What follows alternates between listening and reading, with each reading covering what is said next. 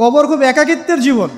আসলে মৌতের যে যন্ত্রণার কথা আমরা বলি না, এটা সবচেয়ে বড় বিষয়টা কি জানেন? এর শারীরিক কষ্ট তো আছেই, এই যে দুনিয়ার সবার থেকে বিচ্ছেদ, এটাই হচ্ছে যন্ত্রণা। সবার থেকে বিচ্ছেদ না, সবার থেকে বিচ্ছেদ হয়ে চলে যেতে হয়, এটা সবচেয়ে বড় যন্ত্রণা। মানুষ একা থাকতে চায় না।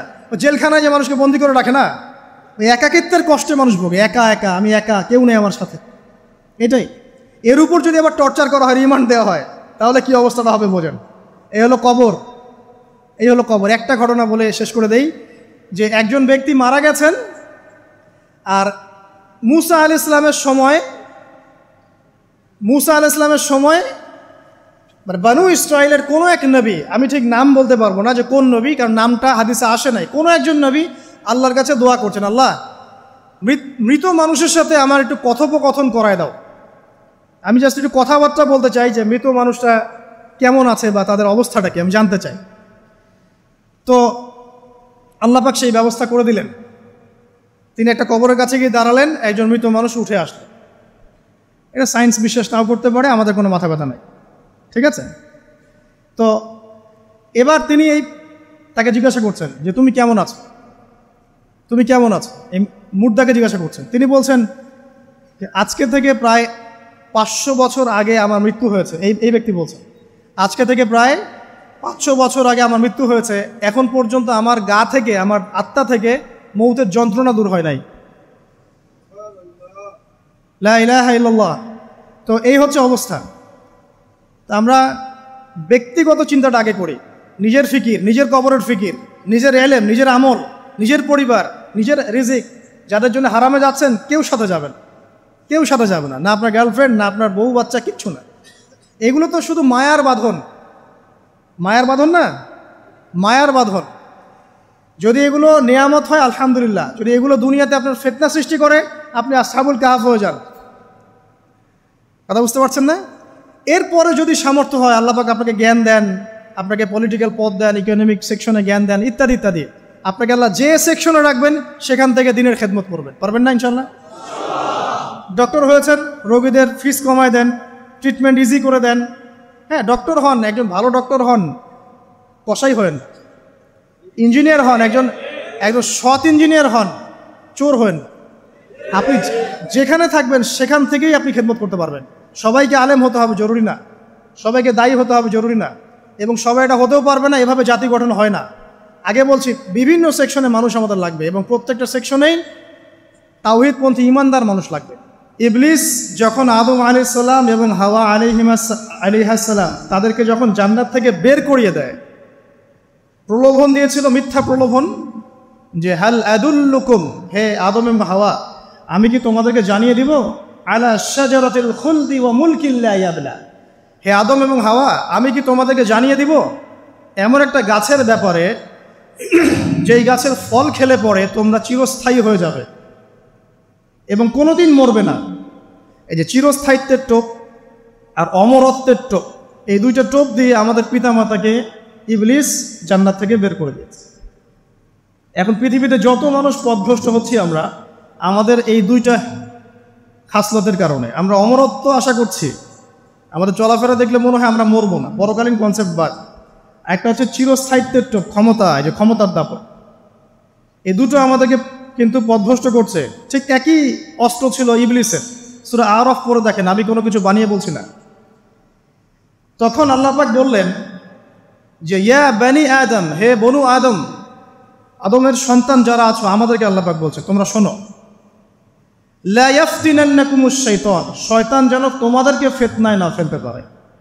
কামা আখরাজা আবাওয়াইকুম মিনাল জান্নাহ, ঠিক যেমন করে তোমাদের পিতামাতাকে শয়তান জান্নাত থেকে বের করে দিয়েছে। যেহেতু আমাদের পিতা আর মাতাকে শয়তান জান্নাত থেকে বের করে দিয়েছে, আল্লাহ পাক এই আদমের সন্তানদেরকে বলছেন তোমরা সতর্ক থেকো, তোমাদেরকে যেন শয়তান জান্নাত থেকে যেভাবে বের করেছিল তোমার পিতামাতাকে, এমন করতে না পারে। আর কি করতে না পারে?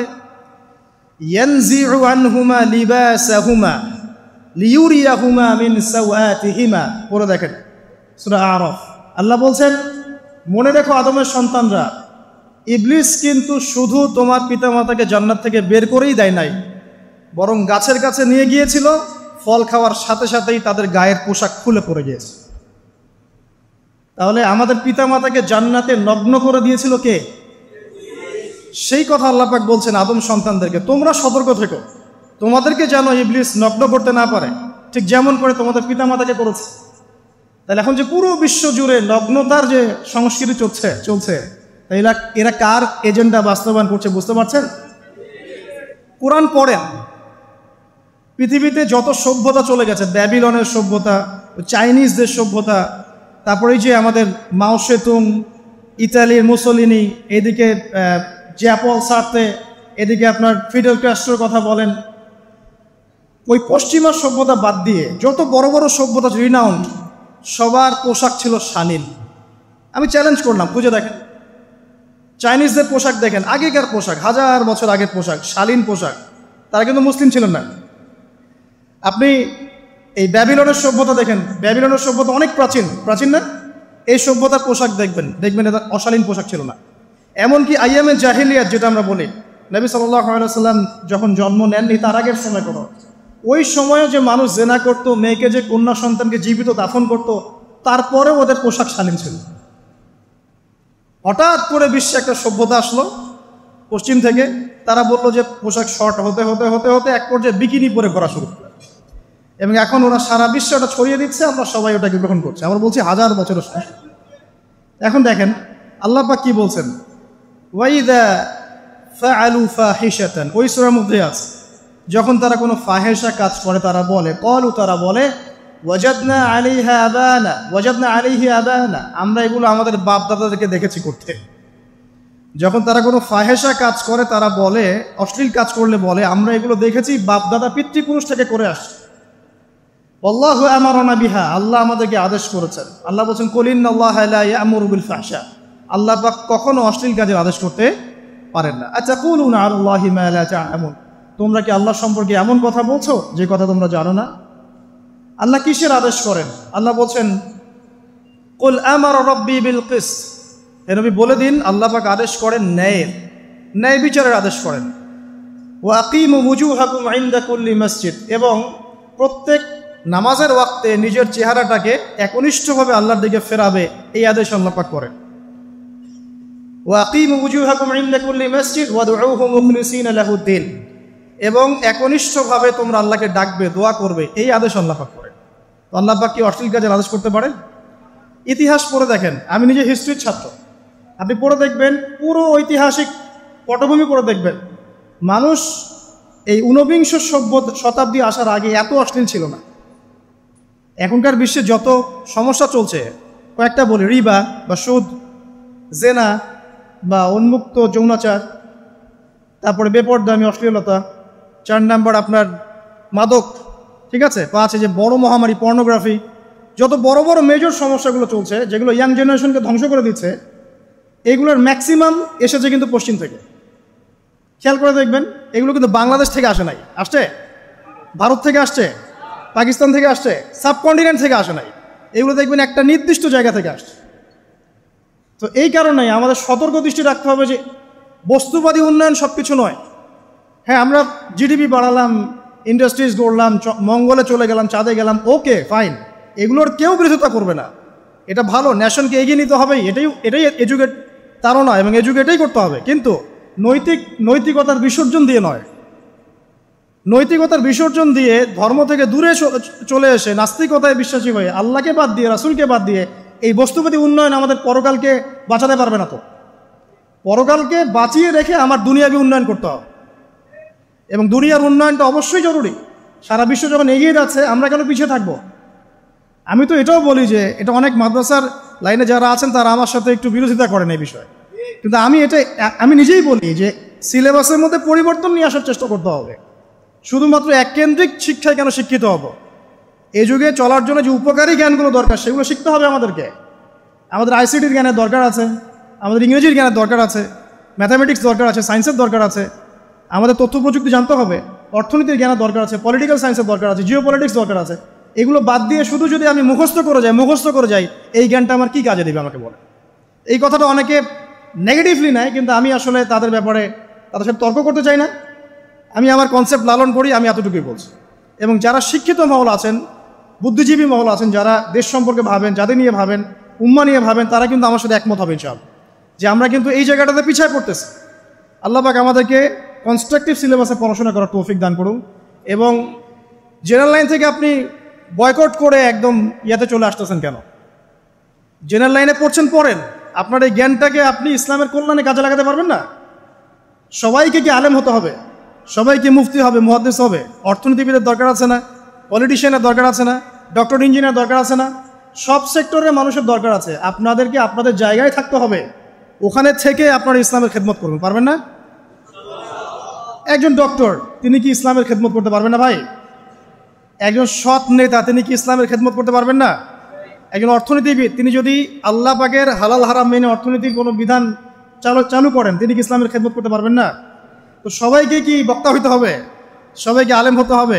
এক নির্দিষ্ট একটা শ্রেণীর মানুষ আলেম হবে, নির্দিষ্ট একটা শ্রেণীর মানুষ প্রশাসনে থাকবে, নির্দিষ্ট একটা শ্রেণীর মানুষ জনপ্রতিনিধি হবে, নির্দিষ্ট শ্রেণীর মানুষ ইকোনমিক সেক্টরে থাকবে। এইভাবে আমরা একটা জাতি গঠন করব, এবং সবাই হবে উভয় দিকে শিক্ষিত। একজন আর্মি অফিসার, তার উচিত হবে ইমামতি করার যোগ্যতা অর্জন করা। একজন ডক্টর, তার উচিত হবে ইমামতি করার যোগ্যতা অর্জন করা। আবার একজন যিনি আলেম, তারও উচিত হবে এমন পড়াশোনা করা যে পড়াশোনা দিয়ে তিনি কোরআন সুন্নাহকে হাতে রেখে ওয়ার্ল্ড অ্যাফেয়ার্সকে ডিল করতে পারেন। তো এই বিষয়গুলো আমাদের একটা গ্যাপ চলে আসছে দীর্ঘদিন থেকে। আল্লাহ পাক আমাদেরকে বোঝার তৌফিক দান করুন। আর অ্যাটলিস্ট আমরা যদি নাই পারি, আমাদের দ্বারা যদি কিছু নাই হয়, অ্যাটলিস্ট আমাদের সন্তান সন্ততি যারা আসবে ভবিষ্যতে, আল্লাহ পাক তাদেরকে যেন ইসলামের জন্য কবুল করে নেয়, আমিন। আর ইসলামের জন্য কবুল করলে কারো কোনো ক্ষতি নাই। ইসলামের আন্ডারে প্রত্যেক অমুসলিমের সর্বোচ্চ অধিকার রক্ষা করা হয়, অন্য কোনো জায়গায় করা হয় না। এবং প্রত্যেকটা ধর্মগ্রন্থের মূল কথাগুলো দেখবেন একই রকম। এক আল্লাহর কথা বলছেন, একজন শেষ নবীর কথা বলছেন, সত্য কথা বলার কথা বলছেন, ন্যায়ের পথে চলার কথা বলছেন। প্রত্যেকটা ধর্মগ্রন্থ পড়ে দেখেন, এই যে ওল্ড টেস্টামেন্ট বলেন, নিউ টেস্টামেন্ট বলেন, বেদ বলেন, আপনি বাইবেল বলেন, পড়েন, একটু পড়েন, তুলনামূলক ধর্মতত্ত্বের বইগুলো পড়েন, দেখবেন অনেক মিল আছে। তো সবাই যদি যার যার ধর্ম পালন করেন, কোনো সমস্যা আছে? সবাই যদি যার যার ধর্মের নৈতিক বিষয়গুলো মেনে চলে, কোনো সমস্যা আছে?